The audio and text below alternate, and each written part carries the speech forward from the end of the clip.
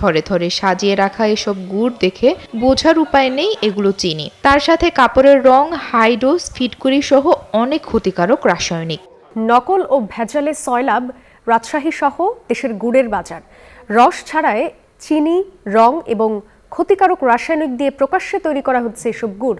লাভের লোভে ক্ষতির কথা জেনেও ভেজাল গুড় বানাচ্ছেন কারখানা মালিকরা।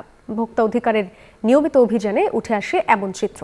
ভেজাল গুড় ধ্বংস ও জরিমানার পাশাপাশি মালিকদের মাঝে সচেতনতা সৃষ্টিতে কাজ করার কথা জানায় সংস্থাটি।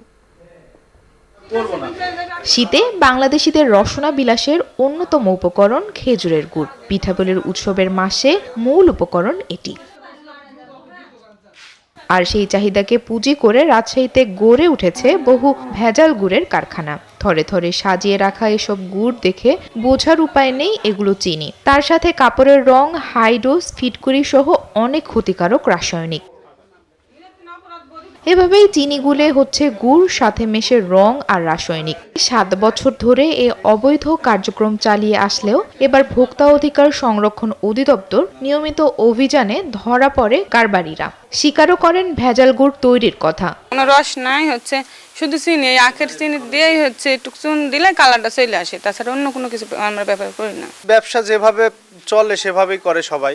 যখন মহাজন অর্ডার দেয়, চিনি দেয়, তখনই এই কাজটা আর কি তৈরি হয় বা এই গুড়টা তখন তৈরি হয়।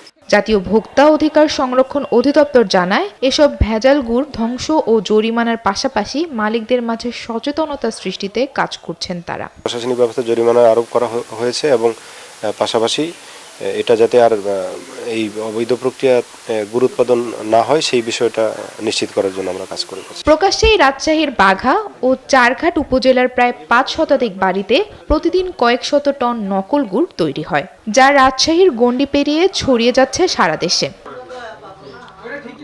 Desk report, news 24।